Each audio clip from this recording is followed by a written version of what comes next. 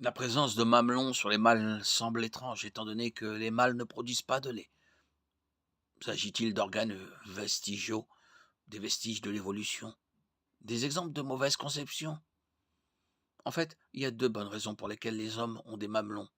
L'une est liée à la stimulation sexuelle, l'autre à la simple efficacité. Cela peut surprendre certains, mais les mamelons masculins et féminins contiennent une grande quantité de tissu nerveux. Les mamelons masculins et féminins sont donc tous deux très sensibles au toucher.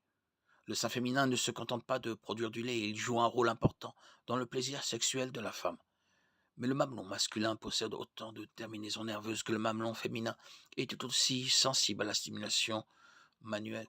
L'une des raisons pour lesquelles les hommes ont des mamelons est donc le plaisir sexuel. Dieu a conçu le corps masculin pour qu'il réponde agréablement au toucher dans certaines zones, et le mamelon est l'une de ces zones.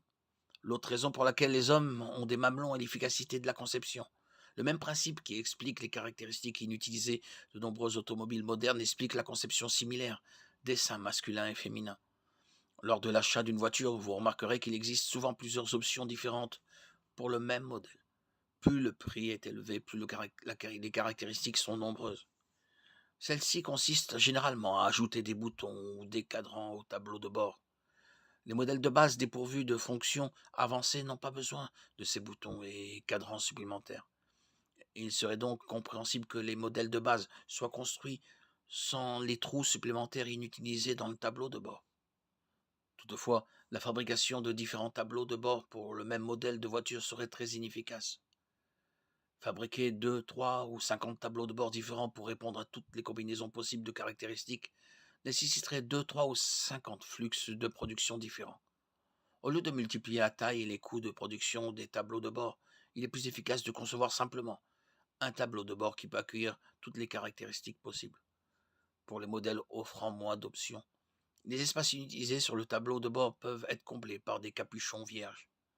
D'un point de vue biologique, c'est la raison pour laquelle les hommes ont des mamelons, même s'ils ne produisent pas naturellement de lait. Dieu a conçu les deux sexes avec une caractéristique dont seul l'un d'eux a besoin pour produire du lait. L'équivalent biologique des modèles et des usines est notre génétique contenue dans notre ADN, plutôt que d'ajouter une complexité supplémentaire et le risque accru de dommages ou d'erreurs. Il est plus efficace de laisser les mamelons comme un attribut commun aux hommes et aux femmes, même s'ils ne sont pas nécessaires à la lactation chez les hommes.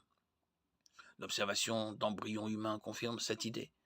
Les fœtus masculins et féminins ont une forme identique, mais des chromosomes différents. Pendant les premières semaines suivant la conception, au début de la gestation, le fœtus commence à produire des hormones, mâles ou femelles, qui guident sa croissance à partir de ce moment-là. Les mamelons sont formés avant ce processus, un peu comme le tableau de bord d'une voiture est fabriqué avant d'être installé et avant d'avoir besoin d'options spécifiques.